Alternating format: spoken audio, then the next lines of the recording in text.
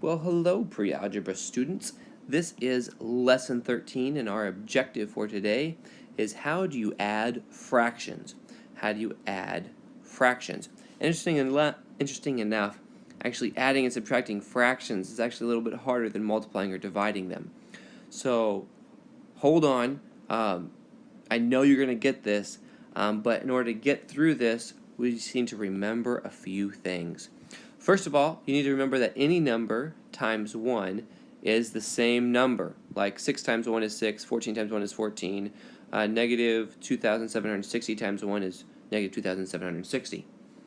Also, we need to remember that any non-zero number, meaning any number that isn't 0, over itself is 1. So like 5 divided by 5 is 1. 42 divided by 42 is 1. And negative 2,760 divided by negative 2,760, yes, is just simply 1. So we can kind of use these two facts to be able to get fractions to have the same denominator. And why we need the fractions to have the same denominator is because fractions are like this. So let's think of this fraction, 3 over 5. What does that number 3 mean? The numerator, the top number, tells you how many pieces you have. So this is saying, hey look, you have 3 pieces. And this denominator, the bottom number, tells you how many it takes to make a whole, or how many pieces are in one whole one. Or another way of saying that is tells you how its size. Think about if you took a cake and just cut it in half, that means you cut the cake into 2 pieces. Well, this cake has been cut into 5 pieces, and you have 3 of those 5 pieces. So when you add fractions, parts of a number, parts of a whole number, you can only add ones that have the same size pieces. So we can only add this fraction with other fractions that have the same denominator of 5. Otherwise, you're like, well, I have 1 half a piece, and I have 1 of 1/5 of a piece, and you're like, well, how much is that? So it's kind of confusing. So whenever we're adding fractions, the bottom number is the same. So we have to have the denominator be the same when we're adding fractions. Okay, so let's practice this a little bit. Let's add these two fractions. Notice my two denominators are already the same, 5 and 5. So since the bottom part is telling me the size of those, I don't need to add those two numbers together because that's just describing the size. I just need to add the top numbers, which is telling me how many I have. I have 2 of this size, and I have 2 more of this size, so in total, I have 4 of this size. 4/5 is my answer. Same idea over here. Adding and subtracting, the denominators have to be the same. Check, check, both those denominators are 3. So the size is going to stay the same. And I just need to say, well, I have 2, and then I'm taking away 2 more. So 2 minus 2 is 0. Well, 0 over 3. If I have 0 of a 3-piece pizza, I just have 0 pizza. So my answer is going to be 0. All right. Sorry about that. Now I'm going to try to add these. But notice as we look at these, that's a 3 and that's a 4. Those are not the same.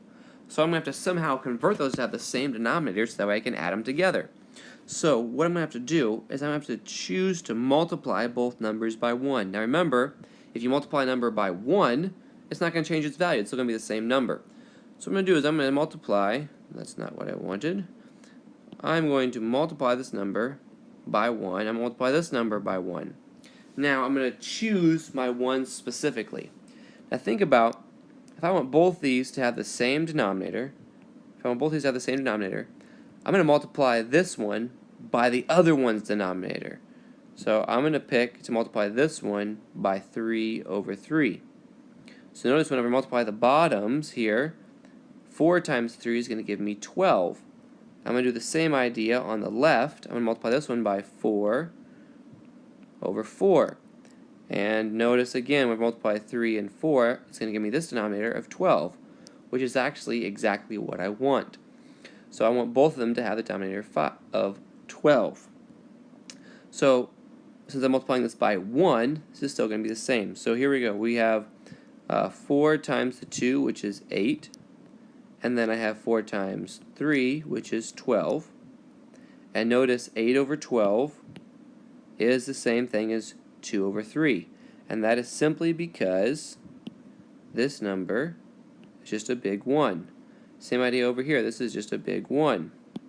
So whenever we write this, 1 times 3 is going to give me 3. 4 times 3 is going to give me 12. And again, 3 over 12 is the same thing as 1/4. But now I've converted these two fractions, 2/3 and 1/4, to be same fractions but with different denominators. So these are the same, they've just changed clothes, they look a little different. So this is 8/12 plus 3/12. Well, that's going to come out to be 8 plus 3 is 11/12. So this is going to be my answer.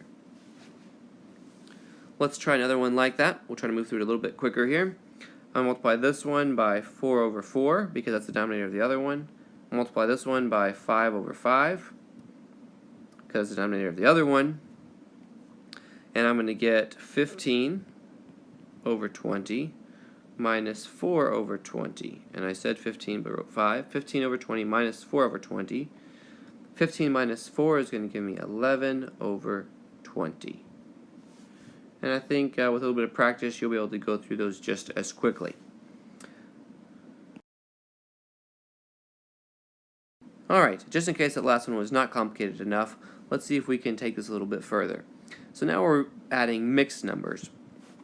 And when you're adding mixed numbers, most of the time those work out pretty nicely.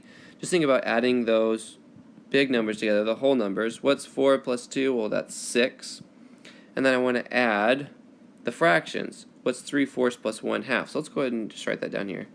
3/4 plus 1/2. Now again, I need the same denominator here. Now I've noticed something. If I multiply this one by 2 over 2, notice I get my denominator. 2 times 2 is 4, which is the same as 4 over there. So I don't actually have to multiply both of them if I can think of a number that will change just one of them to match the other. So this is going to give me 3 over 4 plus 2 over 4. Well, that's going to equal to 5 over 4. So I could say that's 6 and 5 over 4. But this right here and this right here is what we call an improper fraction. So notice we're just need to divide that here.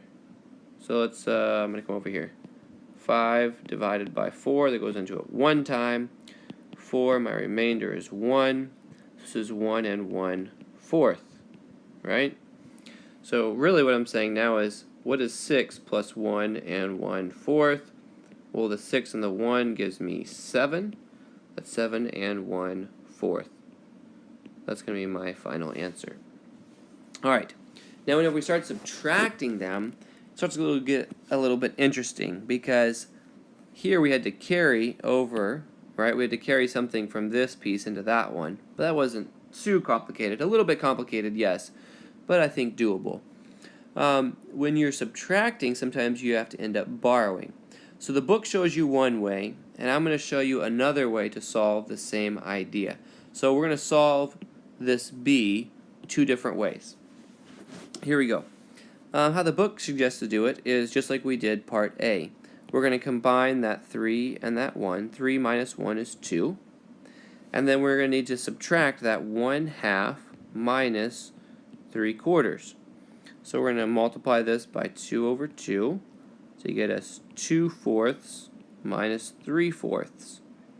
Well, notice here, we're going to end up going into the negative realm, and we'd like to keep this all positive. So we're going to have to borrow. Remember, this 2 was right here. We're going to have to borrow from that 2 in order to add to this. So instead of this being a 2, this is now going to be a 1. And we're going to add to this 4 over 4. Because again, this is just 1. 4 over 4 is 1. So this 2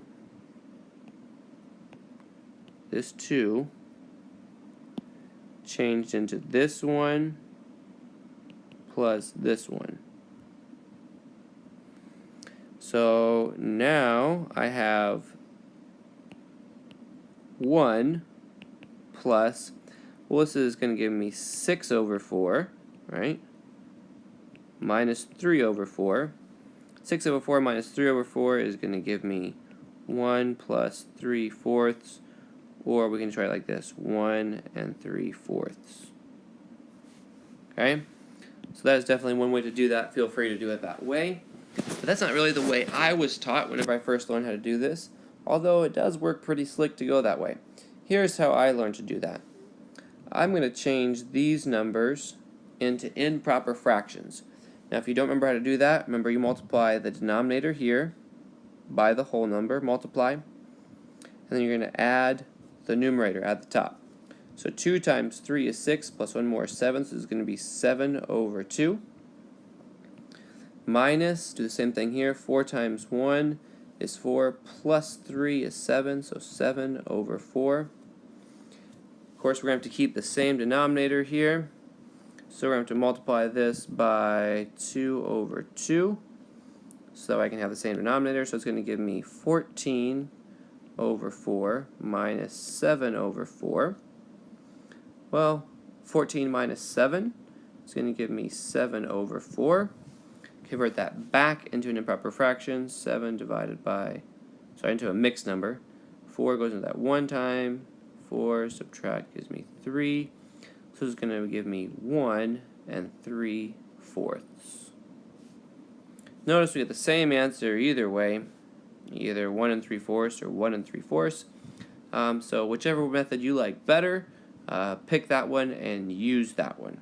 Your homework for today starts on page 90. You're going to do all of them from 13, all of them from 12, and then pick 14 more of your choice. Good luck. I know you're going to do awesome.